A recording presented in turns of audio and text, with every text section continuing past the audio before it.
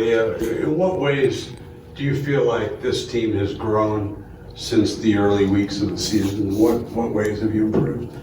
I think just being able to have some more practice time and really get to play and get a feel for each other. I think we've just been playing a lot better team basketball. Everyone's getting their touches, everyone's knocking down their shots.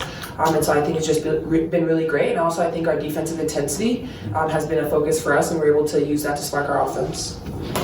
Okay, good night. Christina. Okay, yeah. For Caitlin, so 18 points and 12 rebounds, right? Have you ever, well, I'm sure you probably had that many rebounds before, but maybe not? Have you? I had. In college, I would get them sometimes. How meaningful is that to you, that the double-double is points and rebounds? Yeah, I mean, I think I got off to a fast start there in the first quarter. Sometimes the ball just bounces your way a little bit more. And a lot of times the people I'm guarding are getting back in defense, so I have a little more free reign of like going and chasing down the ball while our bigs are probably boxing out and hitting a little bit more. So, you know, credit to them. We sure are. Hitting a lot more. Sorry, my bad. But no, I mean, I think we're really good when I can get it off the rim and push in transition. So I take a lot of pride in trying to chase it down off the rim and then really go. And I think that led to a lot of easy baskets for Aliyah at the beginning of the game, or just all of us in transition. Like, you know, I think it's a really good thing. But yeah, 12 is, you know, don't get used to it.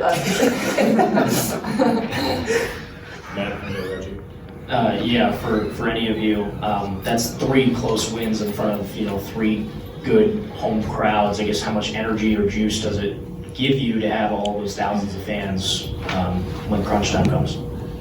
Yeah, it's great. I mean, we feel the energy. We use that to our advantage. They're cheering super loud. And so we're just thankful that they continue to show up and that they're super loud, because, I mean, we're playing hard for them too. Over there. This is for all 3 of you, but 3 straight wins at home, every four were in this homestand. 3 straight wins. How does that help your confidence going into the upcoming road games that you guys have? And what stands out to you about this stretch at home? I think that us, for one, being able to perform to a point where we win games in front of you guys is always a plus. So we never want to let you down. I don't think me individually or us as a group want to, you know, see you guys look in the crowd and y'all got long faces. So we take pride in wanting to win a game. Obviously, we take pride in our city and, you know, the people that's representing us. So I think it fuels us. You know, it kind of gives us a pick me up or whatever we need as a group. I do think this energy is important going on this stretch, because down the stretch of these games, it's gonna get mucky, it's gonna get ugly. And I think if we can handle adversity, endure it, you know, be a part of or deal with any crowd that comes our way, I think down the stretch of games when it gets really competitive and gritty, we come out with the win still. So I think it'll be a learning experience, but I think we can feel it.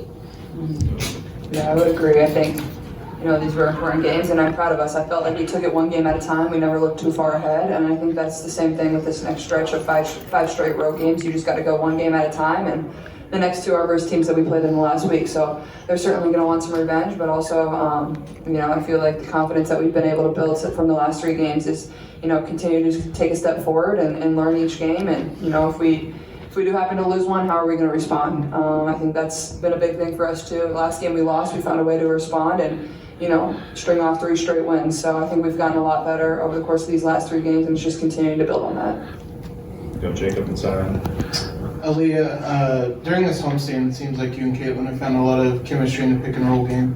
How much does that help you guys offensively to have kind of an action that you guys feel you can get to and get a good shot from? Yeah, great. I think Caitlin does a great job of finding me and also understanding when she can get her shot out of the pick and roll as well. I think that's something that we've just continued to build over games and practices, and just continue to get a feel for each other. And so I'm super excited of where it's at now. But also I think a big part of that is Caitlin, with the ball in her hand, she talks to me a lot and she tells me do this or do that. And so I'm just trying to make sure I get to those spots because I know she can hit me. Zion and Tony. Aliyah, you've played with Kelsey now for 2 years. I think today she made her first 5, maybe even first 6 shots. Just what does it do for your team when she comes out and is firing on all cylinders? I mean, just continues to amp us up, really. I mean, Kelsey can score the ball. It's hard for people to stay in front of her because of her speed, and so she just blows by people, and we love that. Like, that is great energy for us because we know that one thing we give Kelsey that ball, she's going to go and won't be stopped. Go Tony and Christine. Kelsey, the three of you up there combined 62 tonight and 11, 11, 12 shots for the trio. What's gelling for you three, and including Nalissa, especially these last two games as we've seen you all play well together? Two things. I think chemistry and experience. I think we have a relatively young group, and you need experience in this league to kind of figure out where your team is. And I think we've already kind of seen our low and what it looks like, and I think it kind of just took us up a couple notches, which is a great thing. And then individually and personnel-wise, you gotta know your team. You gotta know the people you're playing with. You gotta know what spots they like. You gotta know how you gotta pass it. You gotta know where they're most comfortable, where they're uncomfortable. Like, all that stuff matters, and I think we are starting to master how to play with each other, and I think that once we kind of seal the deal with that one, it'll be hard for people to stop us, because I think we got all fire on cylinders together. I think everybody can eat, so. Go Christina. For all three of you, national narratives are interesting and maybe not even accurate. But the narrative early on was you're struggling, you're losing, it's a bad team, whatever. I'm sure you heard it, you saw it, or you tried to avoid it. So what's the narrative now? What's the story of the Fever now? If season ends today, you're in the playoffs. What's the story that America should be paying attention to now? All three of you, if you can answer. Thank you. Honestly, my opinion with that is I let people keep their narratives. Whatever they want to say is what they want to say, because I feel like we have this group right here of 12 that we know what we're working towards. We know how we come in every single day, and if they want to change their narrative, that's cool for them, but we're going to be wrong with our 12. What she said. I think everybody just loves instant satisfaction in our world. Like, no one came in here and said we were going to be WNBA champions from day one in our locker room. Like, that was never our goal. Our goal is to get back to the playoffs, and we're fighting for that every single night. Like, this is the first time we've won 4 home games in a row since 2015. Like, you have to have perspective on things, and that goes for life too. Like, have perspective on life, and there just needs to be solid perspective on what this team can accomplish, and I think everybody in our locker room had that, and nobody ever hung our heads. We had the hardest schedule to start. We didn't get to practice much, and we're playing with the most inexperienced team in the WNBA, so I think it's just this group is starting to click and build some chemistry, and it's one day at a time, but like I said, everybody loves instant satisfaction, but sure, we would have probably loved that too, but I think we all kept good perspective on knowing we just need to get better one step at a time, and that's what we're going to continue to do, even though we've won 3 in a row at home here. Go Matt. Yeah, Caitlin, really efficient first half for you. Some more off-target passes in the second half, I guess. Mm-hmm. How do you go about smoothing that out as games progress? Yeah, there was a couple here and there. I think one was a set design where I kind of just assumed the Leo was going to be open, and I didn't even really look before I threw it. So I think just slowing down a little bit. Honestly, I'm trying to remember the other ones. Another one was to Aliyah that was flying out of bounds. It's all right, don't worry, because don't worry. Because you look at Caitlin and you look at the way she passes the ball, and so sometimes things are gonna happen that way, and that's okay, because we're not gonna let her hang her head. We're not gonna hang our head off of any missed passes, because we're still continuing to gel together, and we know that she's a great passer. And so if she thinks she can get that ball there, she's gonna throw it. And if I miss it, then we're good. We're all right. Don't worry. We're good.